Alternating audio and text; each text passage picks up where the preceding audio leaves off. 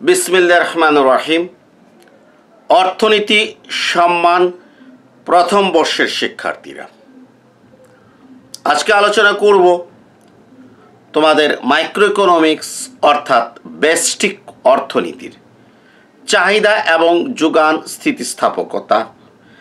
এই অধ্যায়ের আজকে 5 নাম্বার লেকচার।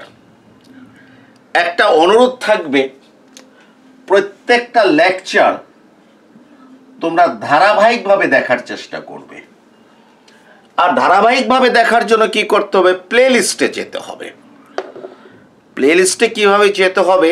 যারা ইউটিউব থেকে সরাসরি দেখবে ডাউনলোড না করে, তার ঠিক 3 মিনিটের সময় ভিডিওর কোণাতে একটা কার্ড থাকবে, এখানে ক্লিক করে, মানে এইটাতে ক্লিক করলে আমার চ্যানেলে কীভাবে প্রবেশ করতে হবে, প্লে লিস্টে কীভাবে যেতে হবে তুমি জানতে পারবে। আর ভিডিওর শেষে 4টা বক্স থাকবে। প্রথম বক্সে আমার চ্যানেলটা সাবস্ক্রাইব করতে পারবে, করলে প্রত্যেকটা ক্লাসের নোটিফিকেশন পাবে। বাকি 3টা বক্স হচ্ছে প্লে লিস্ট। ধরো আমি গণিতের প্লে লিস্ট দিলাম, ক্লিক করলে একসাথে গণিতের 80-90টা ক্লাস তুমি পাবে। তবে ক্লাসগুলো কিন্তু একের প্রথম থেকে প্লে লিস্টে যেভাবে সাজানো আছে সেভাবে দেখবে। বাকি প্লে লিস্টগুলো যদি পেতে চাও, চ্যানেলের ভিতরে গিয়ে যারা ফার্স্ট ইয়ারে সার্চ করবে, যারা সেকেন্ড ইয়ার তারা সেকেন্ড ইয়ার, যারা মাস্টার্সে সার্চ করবে। এতটুকুই পর্যন্ত আজকে বললাম। এখন আসো প্রিয় শিক্ষার্থীরা, মূল আলোচনায় কি করি চলে যাই। আজকে কি আলোচনা করব? আজকে ভূমি অক্ষের সমান্তরাল চাহিদা রেখার স্থিতিস্থাপকতা বার করব। ভূমি অক্ষের সমান্তরাল চাহিদা রেখার কি স্থিতিস্থাপকতা। প্রথমে আমরা কি করব? ভূমি অক্ষের সমান্তরাল চাহিদা রেখার ঢাল বের করব, এরপরে আমরা স্থিতিস্থাপকতা বের করব। দেখো, আমি একটা ভূমি অক্ষের সমান্তরাল, এদিকে চাহিদার পরিমাণ ধরেছি ভূমি অক্ষে, লম্ব অক্ষে দাম ধরেছি। এটা হচ্ছে ভূমি অক্ষের সমান্তরাল। আমি একটা চাহিদা রেখা কি করেছি? অঙ্কন করেছি। নাম দিলাম P1M। P1M আমি এটার নাম দিলাম। এখন আমি একটা বিন্দু নিলাম, E1 বিন্দু। এই E1 বিন্দুতে আমার দাম হচ্ছে OP1 আর চাহিদার পরিমাণ হচ্ছে OQ1। এখন E1 বিন্দুর স্লোপ বের করার জন্য E1 বিন্দুর নিকটে একটা বিন্দু কল্পনা করলাম, মনে করো খুবই নিকটে। সেই বিন্দুটা হলো E2 বিন্দু। হ্যাঁ, এখানে দাম OP1, চাহিদার পরিমাণ OQ2। এখন আমরা জানি চাহিদা রেখা কেন, যে কোনো রেখার কোনো বিন্দুর স্লোপ হলো যে লম্বের পরিবর্তন বাই ভূমির পরিবর্তন। এটা স্বতঃসিদ্ধ, এটা প্রতিষ্ঠিত, লম্বের পরিবর্তন বাই ভূমির পরিবর্তন। এখন দেখো, আমাদের চাহিদা রেখার E1 বিন্দুতে লম্বটা কত? E1 Q1। আর নিকটবর্তী E2 বিন্দুতে লম্বটা কত? E2 Q2। লম্বের পরিবর্তনটা কত? E1 Q1 মাইনাস কত? E2 Q2। E1 Q1 minus E2 Q2। ভূমির পরিবর্তন, ঠিক আছে। ভূমির পরিবর্তনটা কত? আমার E1 বিন্দুতে কত? OQ1 বিয়োগ E2 বিন্দুতে কত? OQ2, ঠিক আছে। OQ1 বিয়োগ কত? OQ2। এখন আসো যে আমরা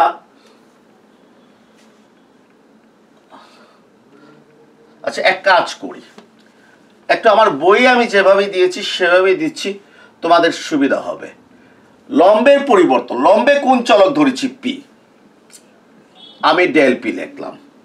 আর ভূমিতে কি ধরেছি কিউ, আমি ডেল কিউ লিখলাম।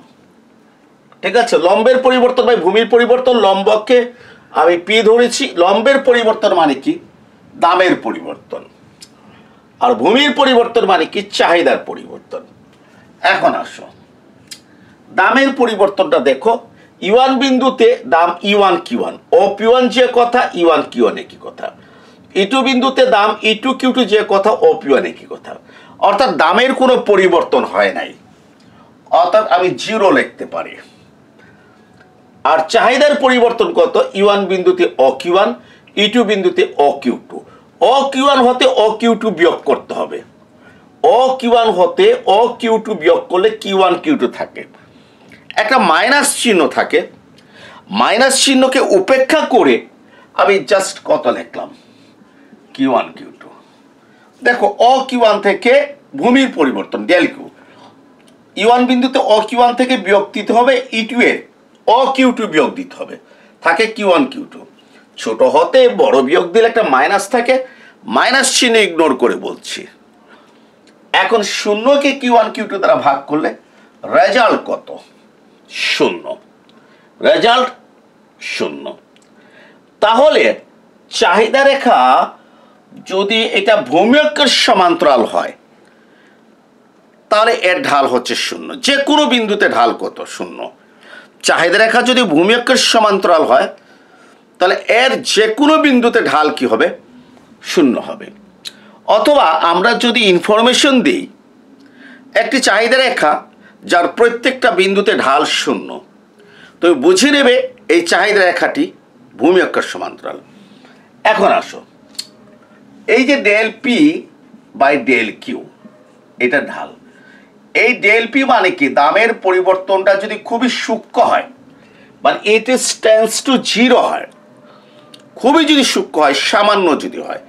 দেখো দামের পরিবর্তন শূন্যের কাছাকাছি, শূন্যের কাছাকাছি হলে মানে কি পরিবর্তন খুবই সামান্য, তখন এইটাকে আমরা এইভাবে প্রকাশ করি, ডিপি বাই ডিকিউ, অর্থাৎ ডিফারেন্সিয়েশনের প্রতীক দ্বারা প্রকাশ করি। এবং এইটা ইকুয়াল টু আমরা কত লিখতে পারি, 0। অর্থাৎ সমান্তরাল চাহিদা রেখার যে কোনো বিন্দুতে ঢাল কি হবে, 0 হবে। এখানে একটা কথা বলে রাখি, আসলে আমরা গণিতে যখন আমরা করি তখন কিন্তু আমরা এইভাবে করি ঢালটা, del y by del x, del x tends to 0 সমান ডিওয়াই বাই ডিএক্স। মানে এই এক্স এর পরিবর্তনটা যদি খুবই সামান্য হয়, মানে টেন্স টু 0, মানে 0 নিকটবর্তী যদি হয়, তাহলে এটাকে ডিওয়াই বাই ডিএক্স দ্বারা প্রকাশ করি। অর্থাৎ তুমি দেখছো কি জানো, তুমি দেখছো যে নিচেরটার পরিবর্তন টেন্স টু 0, আর আমি এখানে লিখেছি উপরেরটা পরিবর্তন টেন্স টু 0। এই কারণটা আমি অনেকবার ব্যাখ্যা করেছি। কারণ সাধারণত এই স্বাধীন চলকটা ভূমি অক্ষে ধরা হয়, কিন্তু আমাদের মাইক্রো ইকোনমিক্সে দেশি রাইটার বলছি না, একে বিদেশি রাইটার যারা, ওখান থেকে তো আমরা বই অনুবাদ করেছি, হ্যাঁ, যে মাইক্রো ইকোনমিক্সে যে দামটাকে স্বাধীন চলকটাকে লম্ব অক্ষে ধরা হয়, আর ওই অধীন চলক তোমার চাহিদাকে বা যোগানকে ভূমি অক্ষে ধরা হয়। আর পরিবর্তনটা হয় কিন্তু স্বাধীন চলকের আগে। এই জন্য এটা যেটা গণিতের নিয়ম অনুযায়ী এটা ভূমি অক্ষে থাকার কথা ছিল, কিন্তু মাইক্রো ইকোনমিক্স লম্ব অক্ষে, এই জন্য এইটা টেন্স টু 0 লিখেছে। যাক, আমরা সমান্তরাল চাহিদা রেখার কোনো বিন্দু ঢাল কত পেয়েছি, 0 পেয়েছি। ওকে, এখন আমি এইটা একটু মুছে ফেলছি। এখন আসেন আমি যে সমান্তরাল চাহিদা রেখার কোনো বিন্দুর স্থিতিস্থাপকতা বের করব। ঢাল মনে রাখবে, ঢাল কত বের করেছি, 0। এখন সমান্তরাল চাহিদা রেখার কোন বিন্দুর স্থিতিস্থাপকতা, যে কোনো বিন্দুর স্থিতিস্থাপকতা নির্ণয় সূত্র হচ্ছে dq by dp into p by q. আমরা এটা সূত্র প্রমাণ করেছি, অর্থাৎ চাহিদাকে দামের সাপেক্ষে অন্তর্কলন করবে ইন্টু পি বাই কিউ। এখন আসো ইলাস্টিসিটি অফ প্রাইস, এটাকে আমি এইভাবেই লিখলাম, ডিপি বাই ডিকিউ। ইন্টু এইটাকে লেখাম পি বাই কিউ। কথা কি বুঝতে পেরেছ? মানে এটাকে আমি উল্টিয়ে ফেললাম। কেন উল্টিয়ে ফেললাম, কেন উল্টালাম? কারণ হচ্ছে এটাকে চাহিদার একটা ঢাল বলা যাচ্ছে না। এইটা যে কথা, এইটা একই কথা, অনেকবার বলেছি। মূল ভগ্নাংশের নিচে সাব ভগ্নাংশ, এই হরটা অটোমেটিক উপরে চলে আসবে, মানে ডিকিউটা উপরে থাকছে আর ডিপিটা নিচে থাকছে। ওকে জি। এরপরে দেখো elastic stock price 1 by slope, ঠিক আছে। আর এই পি হচ্ছে প্রাথমিক দাম, কিউ হচ্ছে প্রাথমিক চাহিদা। ইউয়ান বিন্দুতে প্রাথমিক দাম হচ্ছে অপি1 আর প্রাথমিক চাহিদা হচ্ছে অকিউ1। তাহলে এখানে কত লিখবো? অপি1 অকিউ1। প্রাথমিক দাম এবং প্রাথমিক চাহিদা কি করতে হবে? লিখতে হবে। তাহলে এই পি হচ্ছে প্রাথমিক দাম ইউয়ান বিন্দুতে অপি1, আর প্রাথমিক চাহিদা হচ্ছে ইউয়ান বিন্দুতে অকিউ1 লিখলাম। প্রিয় শিক্ষার্থীরা, আমরা আমরা মুছে ফেলি, হ্যাঁ মুছে ফেলি। আমরা স্লোপ কত বের করেছি? 1/0। স্লোপ আমরা 0 বের করেছি, তাহলে স্লোপের জায়গায় 0 লিখলাম ইন্টু 1/P1 1/OQ1। এটা যা আছে কি করলাম তাই লিখলাম, এটার কোনো পরিবর্তন করলাম না। এখন আসো দেখো কি হচ্ছে। এখন দেখো তো তোমরা, শূন্যকে এককে যদি 0 দ্বারা ভাগ করি রেজাল্ট কত হবে? আসো এককে 0 দ্বারা ভাগ করব। 9 0 0 1, 9 0 0 1, ভাগ চলতেই থাকবে, অনির্ধারিত মান। এই জন্য আমরা ফলাফলটাকে অসীম লিখতে পারি, অসীম ইন্টু অপি1 বাই অকিউ1। এটা অসীমের চিত্র। আর কোনো কিছুকে অসীম দ্বারা গুণ করলে, কোনো কিছুকে অসীম দ্বারা গুণ করলে রেজাল্ট অসীম হয়, এটা স্বতঃসিদ্ধ। কোনো কিছুকে অসীম দ্বারা গুণ করলে রেজাল্ট কি হয়? অসীম হয়। এখন ফিনিশিংটা কি দেব? ফিনিশিংটা হবে অতএব ভূমি অক্ষের সমান্তরাল চাহিদা রেখার যে কোনো বিন্দুর স্থিতিস্থাপকতা অসীম হয়, অর্থাৎ ভূমি অক্ষের সমান্তরাল চাহিদা রেখা সম্পূর্ণ স্থিতিস্থাপক হয়। আমরা এর আগের ক্লাসে আমরা শিখেছিলাম, সম্ভবত 3 নম্বর ক্লাসে, যে চাহিদার স্থিতিস্থাপকতা যদি অসীম হয় তাহলে এটাকে সম্পূর্ণ স্থিতিস্থাপক বলে। তাহলে আমরা বলতে পারি ভূমি অক্ষের সমান্তরাল চাহিদা রেখা সম্পূর্ণ স্থিতিস্থাপক হয়, অথবা এর চাহিদা রেখার স্থিতিস্থাপকতা অসীম হয়। আচ্ছা, তোমাকে বলতে পারি ভূমি অক্ষের সমান্তরাল চাহিদা রেখার যে কোনো বিন্দুর স্থিতিস্থাপকতা বের করো, বা চাহিদা রেখার স্থিতিস্থাপকতা বের করো। অথবা তোমাকে বলতে পারি দেখাও যে ভূমি অক্ষের সমান্তরাল চাহিদা রেখার ঢাল 0 হয় কিন্তু স্থিতিস্থাপকতা অসীম হয়। প্রমাণ হয়ে গেল। এখন আসেন ভূমি অক্ষের সমান্তরাল, এখন আসেন লম্ব অক্ষের সমান্তরাল। আমি শিখে গেলাম ভূমি অক্ষের সমান্তরাল, পরীক্ষাতে চলে আসলো লম্ব অক্ষের সমান্তরাল। আমি একটা জিনিস যেটা বলি যে মাইক্রো ইকোনমিক্স মুখস্থের না, মুখস্থ করে মাইক্রো ইকোনমিক্স হবে না, আমাদেরকে বুঝে বুঝে মাইক্রো ইকোনমিক্স পড়তে হবে। আমি যদি ভূমি অক্ষের সমান্তরাল চাহিদা রেখার ঢাল 0 স্থিতিস্থাপকতা অসীম বা সম্পূর্ণ স্থিতিস্থাপক বের করতে পারি, তাহলে অবশ্যই আমি লম্ব অক্ষের সমান্তরাল চাহিদা রেখার ঢাল বের করতে পারবো এবং স্থিতিস্থাপকতার মান বের করতে পারবো। এবং এখানে রেজাল্টটা সম্পূর্ণ উল্টো হয়। আমরা ভূমি অক্ষের সমান্তরাল চাহিদা রেখার ঢাল কত বলেছি? 0। আর লম্ব অক্ষের সমান্তরাল চাহিদা রেখার ঢাল হবে ইনফিনিটি, মানে অসীম। আমরা ভূমি অক্ষের সমান্তরাল চাহিদা রেখার স্থিতিস্থাপকতা অসীম বলেছি, আর লম্ব অক্ষের সমান্তরাল চাহিদা রেখার স্থিতিস্থাপকতা 0 হবে।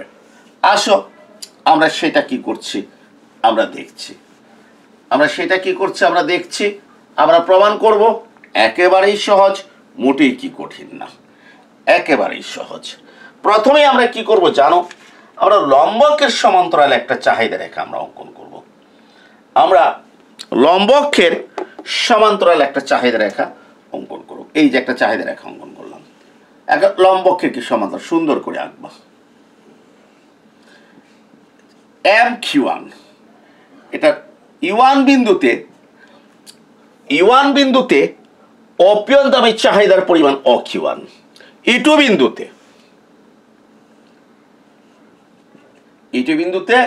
কোন দাম, E2 বিন্দুতে OP2 দামের চাহিদার পরিমাণ OQ1। আমাকে লম্বকের সমান্তরাল চাহিদা রেখার ঢাল বের করতে হবে। আমি জানি চাহিদা রেখার স্লোপ, ওই আগের কথা। কি লিখব, চেঞ্জ অফ লম্ব, অর্থাৎ লম্বের পরিবর্তন বাই চেঞ্জ অফ ভূমি। এটা গণিতে ট্যান থিটা বলে একটা কোণ সৃষ্টি হয় এটার মাধ্যমে। যাক, চেঞ্জ অফ লম্ব বাই চেঞ্জ অফ ভূমি। লম্বকে আবার কোণ চলক পি, সো আমি কি লিখতে পারি, আমি লিখতে পারি ডেল পি, আর ডেল ভি ভূমি অক্ষের চলক হচ্ছে চাহিদার পরিবর্তন। ঠিক আছে, এখন দেখো এই E1 বিন্দুতে দাম হচ্ছে OP1, E2 বিন্দুতে দাম হচ্ছে OP2। তাহলে আমাকে আপনারা বলেন এক্ষেত্রে দামের পরিবর্তন কত হয়েছে। E1 বিন্দুতে OP1, E2 বিন্দুতে OP2, দামের পরিবর্তন হয়েছে P1 P2। একেবারে খালি চোখে দেখা যাচ্ছে P1 P2, খালি চোখে দেখা যাচ্ছে। আর দেখেন E1 বিন্দুতে চাহিদা কত OQ1, E2 বিন্দুতে চাহিদা কত OQ1, দুটো বিন্দুতে চাহিদা কি সেম, অতএব চাহিদার পরিবর্তনটা কত, 0। আবারও বলছি, E1 বিন্দুতে চাহিদা হচ্ছে OQ1, E2 বিন্দুতে চাহিদা OQ1, চাহিদা একই, চাহিদার পরিবর্তন 0। এবং আমরা একটু আগে জেনেছি যে 0 দ্বারা যদি ভাগ করা হয় রেজাল্ট কি পাওয়া যাবে, অসীম। হ্যাঁ, রেজাল্ট কি পাওয়া যাবে, অসীম। তাহলে যে আমাদের লম্বকের সমান্তরাল চাহিদা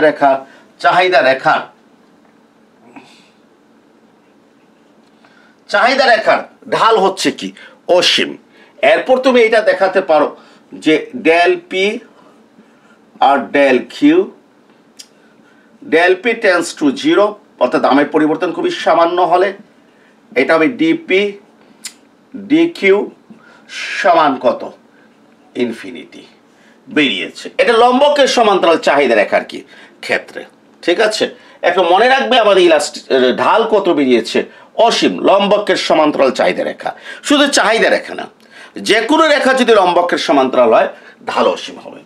এখন আসো আমরা ইলাস্টিসিটি, যেটা মানে স্থিতিস্থাপকতা, এটা বের করব। আমরা ইলাস্টিসিটিটা বের করব। আমরা জানি যে elasticity of price equal to dq by dp into p by q। শিখিয়েছিলাম সূত্রটা, d লম্বকের চলক, d ভূমিয়কের চলক বাই d লম্বকের চলক, d অধীন চলক আর d স্বাধীন চলক, d মানে অধীন চলক, d স্বাধীন চলক ইন্টু স্বাধীন চলক বাই অধীন চলক। আমরা জানি দামটা হচ্ছে স্বাধীন চলক আর চাহিদাটা হচ্ছে কি অধীন চলক। এটাকে স্লোপ লেখা যাবে না, অত আগের নিয়মে লিখছি। সেটা কি 1 বাই কত, ডিপি বাই ডিকিউ। আর পি হচ্ছে প্রাথমিক দাম E1 বিন্দুতে OP1, আর E1 বিন্দুতে প্রাথমিক চাহিদার পরিমাণ হচ্ছে OQ1। ঠিক আছে, এরপরে দেখো elasticity of price 1 by slope, elasticity of price 1 by slope. ঠিক আছে, এরপরে আসো OP1 বাই OQ1। ঠিক আছে, মানে প্রাথমিক দাম এবং প্রাথমিক চাহিদার অনুপাত। অর্থাৎ ইলাস্টিসিটি কিন্তু দুটো পোর্শন, একটা পোর্শন হচ্ছে প্রাথমিক দাম আর চাহিদার অনুপাত, আর একটা পোর্শন হচ্ছে যে চাহিদাকে দামের সাপেক্ষে অন্তর্কলন বা 1 বাই কি স্লোপ, মানে ওই রেখার স্লোপ। এখন আমরা জানি, একটু লক্ষ্য করো, যে ইলাস্টিসিটি অফ প্রাইসটা হচ্ছে 1/∞ ইন্টু 1/OP1/OQ1, OP1/OQ1। কারণটা কি? কারণটা হচ্ছে স্লোপটা হচ্ছে ইনফিনিটি, এটা আমরা জানি। এখন আসো যে কোনো সংখ্যাকে যদি অসীম দ্বারা ভাগ করা হয় রেজাল্ট কত। যেমন আমি একটা জিনিস দেখাই, 1কে 2 দ্বারা ভাগ করেছি, রেজাল্ট কত? 0.5। 1কে 3 দ্বারা ভাগ করেছি, রেজাল্ট কত? 0.33। 1কে 4 দ্বারা ভাগ করলাম, রেজাল্ট কত? 0.25। 1কে 5 দ্বারা ভাগ করলাম, রেজাল্ট কত? 0.20। লক্ষ্য করো, 1কে 2 দ্বারা ভাগ করলে 0.5, 3 দ্বারা ভাগ করলে ফলাফল আরো ছোট হয়েছে 0.33, 4 দ্বারা ভাগ করলে 0.25 আরো ছোট হয়েছে, 5 দ্বারা ভাগ করলে 0.20 আরো ছোট হয়েছে। এইভাবে যখন আমি 1কে যখন বিশাল একটা সংখ্যা দ্বারা, মানে অসীম একটা সংখ্যা দ্বারা যখন ভাগ করব, রেজাল্টটা কত আসবে? 0। অর্থাৎ 1/∞ = 0। এটা স্বতঃসিদ্ধ। অসীম দ্বারা ভাগ করলে রেজাল্ট কি হবে? 0 হবে। এরপরে কি লিখবা? লিখবা OP1 যেটা প্রাথমিক দাম, OQ1 প্রাথমিক চাহিদা। আমাদের তো কাজ শেষ। আমরা ভালো করেই জানি যে কোনো সংখ্যাকে 0 দ্বারা গুণ করলে রেজাল্ট কি হয়? 0 হয়। অর্থাৎ ইলাস্টিসিটি প্রাইস = 0। তাহলে লম্বকের সমান্তরাল চাহিদা রেখার স্থিতিস্থাপকতা, চাহিদা রেখার এই জন্য বলেছি, এই চাহিদা রেখার যে কোনো বিন্দুর স্থিতিস্থাপকতা কার সমান? 0-এর সমান। অর্থাৎ এটা সম্পূর্ণ অস্থিতিস্থাপক হয়। তা তোমাকে প্রশ্ন করতে পারে লম্বকের সমান্তরাল চাহিদা রেখার স্থিতিস্থাপকতা বের করো। আনসার হচ্ছে স্থিতিস্থাপকতা 0-এর সমান অথবা সম্পূর্ণ অস্থিতিস্থাপক। আমরা জানি স্থিতিস্থাপকতা যদি 0-এর সমান হয় তাহলে সেটি সম্পূর্ণ কি হয়? সম্পূর্ণ অস্থিতিস্থাপক হয়। ঠিক আছে? তাহলে প্রশ্নটা এইভাবে আসতে পারে যে দেখাও যে লম্বকের সমান্তরাল চাহিদা রেখার ঢাল 0 হয়। লম্বকের সমান্তরাল চাহিদা রেখার ঢাল কি হয়? 0 হয়। এবং দেখাও যে লম্বকের সমান্তরাল চাহিদা রেখার ঢাল অসীম হয় এবং স্থিতিস্থাপকতা 0 হয় বা সম্পূর্ণ স্থিতিস্থাপক হয়। তাহলে আমরা লম্বকের সমান্তরাল চাহিদা রেখার ঢাল কি করেছি? অসীম দেখিয়েছি এবং স্থিতিস্থাপকতা আমরা কত দেখিয়েছি? 0 দেখিয়েছি। প্রিয় শিক্ষার্থীরা, আজকে এতটুকুই। কথা যখন বলছি, পিছনে কি আছে? যে 4টা বক্স আছে। হ্যাঁ, যারা সরাসরি ইউটিউব থেকে দেখবে, ডাউনলোড করলে কিন্তু পাবে না, ইউটিউব দেখাবে না। হ্যাঁ, এই 4টি বক্সের ভিতরে 3টা বক্সে আমি ফার্স্ট ইয়ারের গণিত, পরিসংখ্যান এবং মাইক্রো ইকোনমিক্সের প্লে লিস্টে দিয়ে দিলাম। 3টার বেশি দেওয়া যাচ্ছে না। তোমরা কি করবে? আমার মূল চ্যানেলে গেলে সামষ্টিক অর্থনীতির প্লে লিস্ট পাবে। আর এই যে আলোচনা করেছি একেবারে হুবহু আর বইতে কি আছে। ঠিক আছে? আমি আমার বই থেকে দিয়েছি। একদিকে ইউটিউবের ক্লাস, ঠিক আছে, একদিকে কি করবে যে ইউটিউবের ক্লাস, হ্যাঁ, আর আরেক দিকে কি করবে যে বইতে আমার যেটা লেখা আছে, আমার বই থেকে তোমরা কি করবে দেখে নিতে পারো। হ্যাঁ, যদি বই যদি সংগ্রহ করো। অনেকে অনলাইনে বলো স্যার পিডিএফ দেন, এই দেন। আমার বই যেহেতু আছে, তাহলে পিডিএফ দিয়ে তুমি কি করবে? তুমি একটা বই তুমি কি করতে পারো? নিতে পারো। আর একটা বই নিলে বইতে বিস্তারিত অনেক কিছু লিখি, বেসিক জিনিসগুলো জানা থাকবে। মনে রাখবেন, ফার্স্ট ইয়ার আপনার শেষ হয়ে যেতে পারে, আবার কিন্তু ওই সেকেন্ড ইয়ারে মাইক্রো ইকোনমিক্সের জন্য ফার্স্ট ইয়ারে বেসিক লাগবে। 40% সেকেন্ড ইয়ারের সাথে মিল আছে সিলেবাস। মাস্টার্সও লাগবে। আর যখন আমি অর্থনীতি পাশ করে বেরিয়ে যাব, তখন চাকরির আগ পর্যন্ত বিভিন্ন ভাইবাতে অর্থনীতির ছাত্র জানলে যে মাইক্রোসম থেকে প্রশ্ন ধরবে। এক্ষেত্রে আমি আমার বইতে অনেক কিছু ডিটেলস বেসিক কি করেছি আলোচনা করেছি। ইচ্ছে করলে কি করতে পারো, নিতে পারো। রকমারি আমার ওই যে পেজে বা আমার অর্থনৈতিক কিছু সময় সমাধান গ্রুপে, এমনকি এই লেকচারের কমেন্টে অথবা তোমার ইয়েতে ডেসক্রিপশনে বইটা পাওয়ার সমস্ত তথ্য কি আছে দেওয়া আছে। যারা সিলেটের বাইরে আছো তারা রকমারি.com থেকে নিতে পারো, অথবা মালঞ্চে একটা লাইব্রেরি আছে সিলেটের, হ্যাঁ ওটাতে ফোন নাম্বার আছে, দিলে সরাসরি তারা পাঠিয়ে দেবে।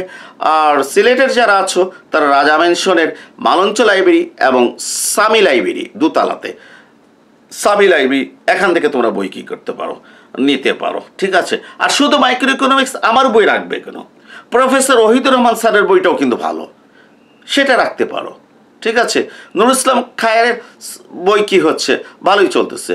ডক্টর লিয়াকত আলী স্যারের কি আছে, মাইক্রো ইকোনমিক্সের কি আছে, বই আছে। জানতে হলে বই দরকার, একাধিক বই দরকার, ঠিক আছে। আর আমার ইউটিউব লেকচার যারা ফলো করছেন তারা যদি আমার বইটা কাছে রাখেন আপনাদের জন্য একটু ভালো হবে, আপনাদের জন্য একটু কী হবে, ভালো হবে, কিন্তু পাশাপাশি অন্য রাইটারও কী করবেন, বই রাখবেন। সবাইকে ধন্যবাদ।